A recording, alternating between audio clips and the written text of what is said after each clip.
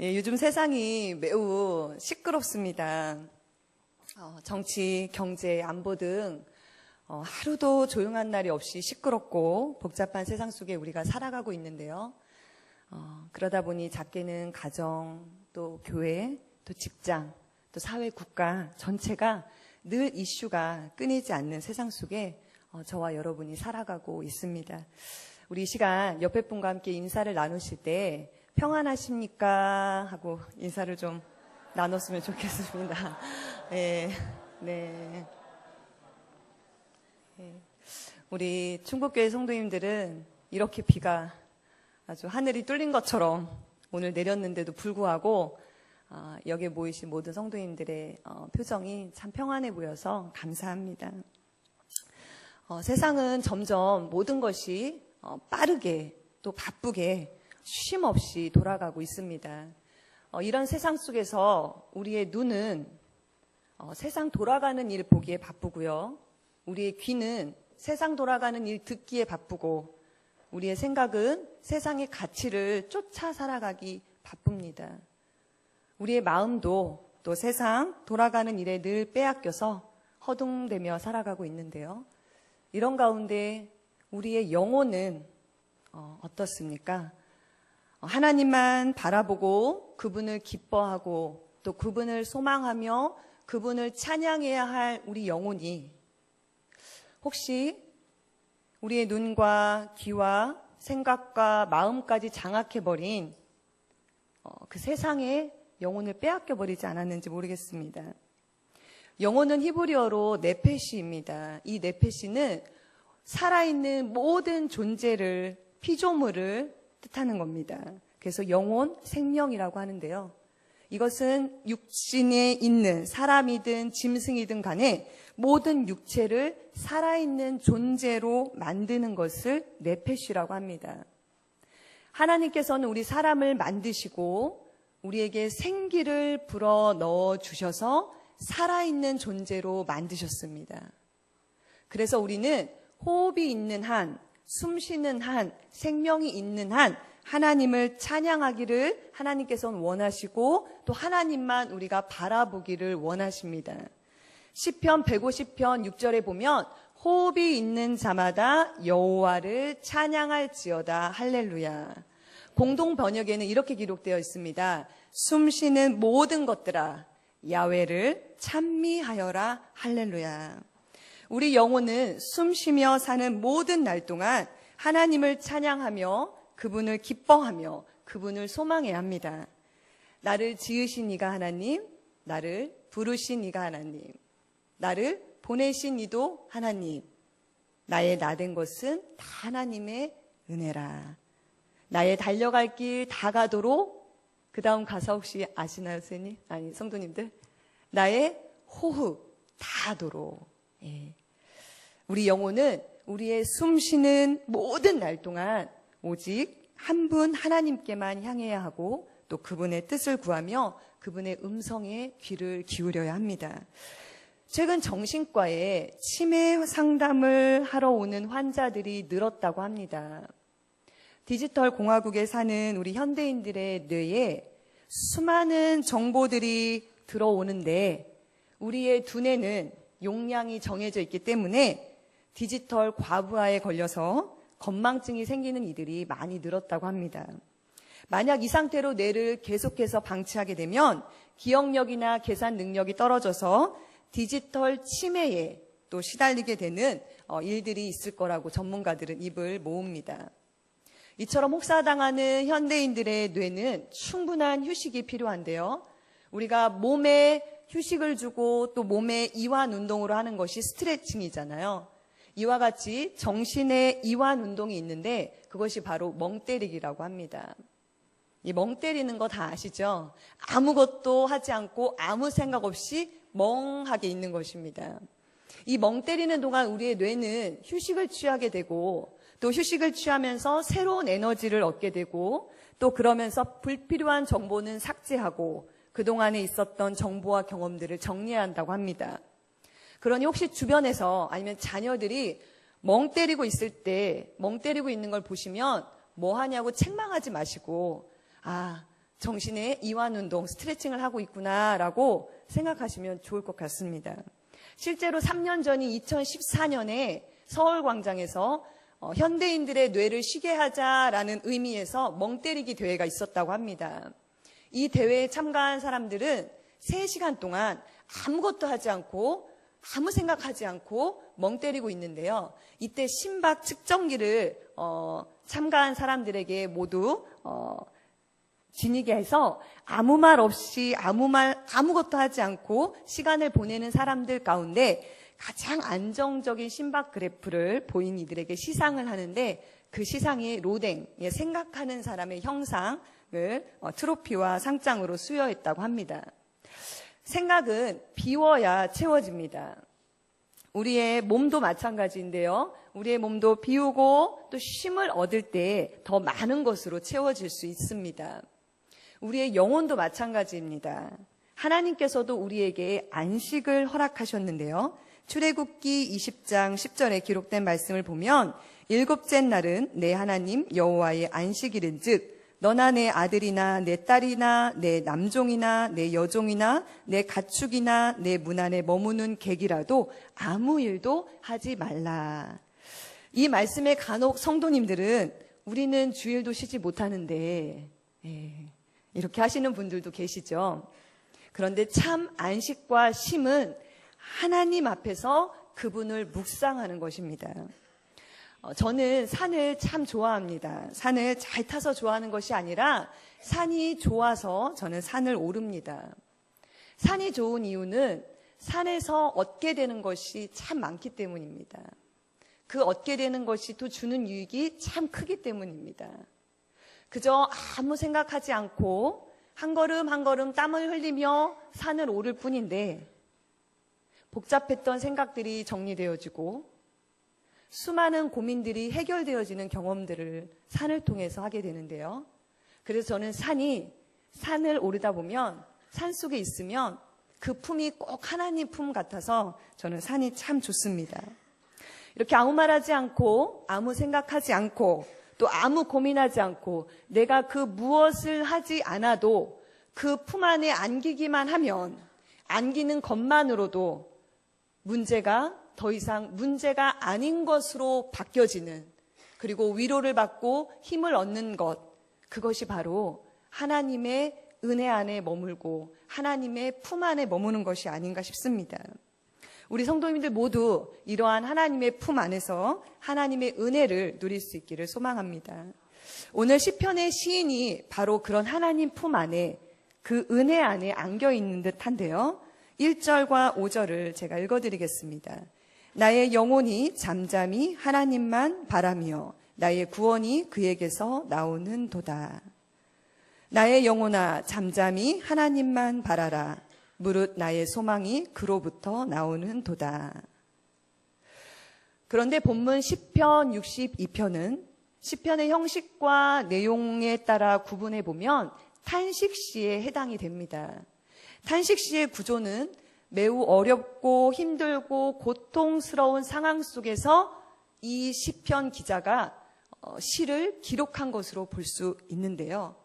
그렇다면 지금 시인이 처한 상황은 그저 하나님 품 안에, 그 은혜 안에 안락하게 머물고 있는 처지가 아니라 매우 힘들고 어렵고 고통스러운 상황에 처해 있다는 것을 알 수 있습니다. 3절과 4절을 보면 시인이 처한 상황들이 잘 묘사되어 있는데요. 넘어지는 담과 흔들리는 울타리 같이 사람을 죽이려고 너희가 일제히 공격하기를 언제까지 하려느냐. 그들이 그를 그의 높은 자리에서 떨어뜨리기만 꾀하고 거짓을 즐겨하니 입으로는 축복이요 속으로는 저주로다. 셀라. 그렇습니다. 지금 시인의 처한 상황은 매우 힘들고 고통스러운 상황에 처해 있습니다. 시인을 비방하고 조롱하는 소리에 그는 둘러싸여 있으며 자신을 죽이려고 하는 적들에 의해 지금 시인은 둘러싸여 있습니다. 그런데 그럼에도 불구하고 어떻게 시인은 하나님 앞에 잠잠히 하나님만 바랄 수 있었을까요? 저는 이 답을 잠잠이라는 단어 속에서 찾아보고자 합니다. 잠자비는 히브리어로 두미아입니다. 이 두미아는 침묵, 고요함, 조용히 기다림을 뜻하는 의미인데요. 단순히 그냥 침묵하고 조용히 기다리고 또 고요한 상태가 아니라 이 말 뜻 안에는 기다리는 대상을 향한 절대적 신뢰를 포함하고 있습니다. 즉, 잠잠히 바란다는 것은 하나님을 절대적으로 신뢰하고 의지하는 마음으로 고요히 기다리는 것을 말합니다. 그냥 아무것도 하지 않고 무기력한 상태로 기다리고 바라는 것이 아닌 하나님이 나의 도움이 되심을, 하나님이 나의 구원자가 되심을, 하나님이 나의 요새가 되심을 절대적으로 신뢰하고 조금도 의심하지 않는 이 믿음을 가지고 그 의지하는 대상을 바라보는 것을 잠잠히 바란다라고 합니다. 이것은 기도, 간구와는 조금 다른 차원입니다. 하나님의 그 존재 자체를 묵상하는 것으로 생각하시면 될 것 같습니다.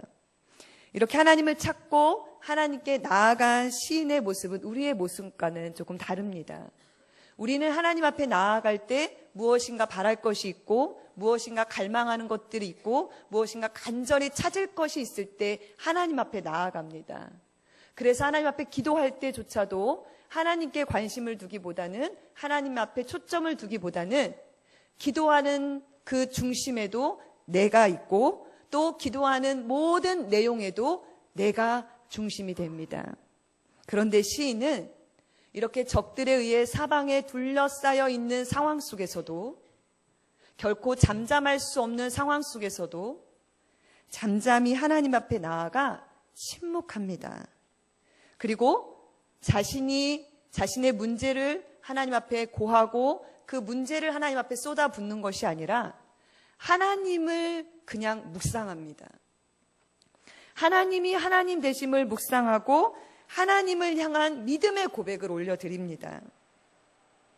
가끔은, 아주 가끔은 하나님 앞에 조용히 잠잠히 고요한 가운데 나가보시기를 바랍니다. 그리고 그 가운데 하나님의 존재를 묵상하시면서 하나님의 존재 앞에 나를 온전히 맡겨드릴 수 있기를 바랍니다. 무엇인가를 바라고 또 무엇인가를 아뢰는 간구가 아닌 오직 하나님만을 묵상하다 보면 내 소원과 내 바람이 아닌 하나님의 마음을 알게 되고 하나님의 뜻이 무엇인지 들려지게 됩니다. 오늘 본문의 시인이 도무지 그럴 수 없는 상황에서 이러한 확신을 가지고 하나님을 향한 절대적 신뢰를 가지고 하나님 앞에 잠잠할 수 있었던 이유에는 아마도 이전의 시인의 삶 속에서 경험되어졌던 많은 일들을 통해 시인은 하나님에 대한 확신과 신뢰를 얻었던 것 같습니다. 2절에 보면 오직 그만이 나의 반석이시오 나의 구원이시오 나의 요새이시니 내가 크게 흔들리지 아니하리로다. 이 2절에서 아주 중요한 단어가 나오는데요. 그 단어는 바로 오직입니다. 이 오직은 우리 한글 성경에는 2절에 나와 있는데요. 원어에 보면 1절, 4절, 5절, 6절, 9절에 다 오직이라는 단어가 붙어 있습니다.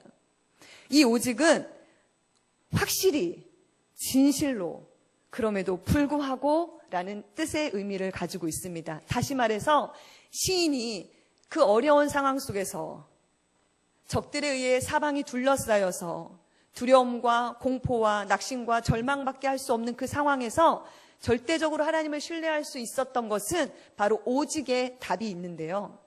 시인은 확실히 하나님을 신뢰했습니다. 진실로 하나님을 신뢰했습니다. 그럼에도 불구하고 하나님을 신뢰했습니다. 하나님이 자신의 반석이 되시고 구원이 되시며 요새가 되심을 시인은 조금도 의심하지 않고 신뢰했기에 그는 하나님 앞에 어떠한 상황이라 할지라도 잠잠히 하나님을 바라볼 수 있었습니다. 이전에도 자신의 반석이 되어 주심을 경험했고 구원이 되어 주심을 경험했고 요새가 되어 주신 분을 경험했으니 이제 시인은 그 어려운 상황 속에 죽음이 코앞에 닥쳐서 두려워 떨 수밖에 없는 상황 속에서도 사람을 찾지 않고 환경을 의지하지 않고 그 무엇을 의지하지 않고 오직 하나님만 의지할 수 있었습니다. 이전의 삶 속에서 이미 경험되었던 하나님의 구원과 도움의 역사는 시인으로 하여금 더욱 견고한 믿음을 갖게 하였던 것입니다. 그러기에 시인은 절대로 흔들리지 않고 잠잠히 하나님 앞에 나아가 자신의 문제를 고하는 것이 아니라 하나님이 하나님 되심을 묵상할 수 있었던 것입니다. 믿음은 하루아침에 짠 하고 만들어지는 것이 아닙니다. 숱한 경험들을 통해 얻어진 것이 바로 진짜 믿음입니다. 그 경험들이 때로는 우리를 아프게 하고 힘들게 할지라도 그 일들을 통해 하나님을 절대 신뢰할 수 있게 되었다면 그 일들이 바로 우리에게 가장 큰 은혜이고 축복인 것입니다. 하나님은 우리의 삶을 통해 얻어진 그 믿음과 확신을 가지고 하나님 앞에 잠잠히 나아오기를 바라십니다. 그리고 잠잠히 하나님의 구원을 기다리기를 원하십니다. 지금의 상황이 우리를 결코 잠잠하게 할 수 없다 할지라도 뭐라도 해야 할 것 같고 조급함이 밀려와 가만히 있을 수 없을지라도 두려움이 엄습해오고 낙심과 절망이 밀려온다 할지라도 조용히 고요한 가운데 하나님을 묵상해 보시기를 바랍니다. 문제를 앞에 놓고 하나님 앞에 나아가는 것이 아니라 문제를 뒤로 하고 하나님 앞에 나아가 보시기를 바랍니다. 그럴 때 내 문제보다 더 크신 하나님의 존재를 보게 되고 하나님이 하나님 되심을 깨닫게 됩니다. 하나님이 하나님 되심을 깨닫는 순간 우리를 두렵게 했던 그 어떤 문제라 할지라도 더 이상 우리를 압박할 수도 없고 두렵게 할 수도 없습니다. 이것이 잠잠할 때 하나님을 바랄 때 얻어지는 응답입니다. 시편 46편 10절 말씀을 우리 성도님들과 제가 함께 읽었으면 좋겠습니다. 우리 함께 읽겠습니다. 이르시기를 너희는 가만히 있어 내가 하나님 됨을 알지어다. 내가 문 나라 중에서 높임을 받으리라.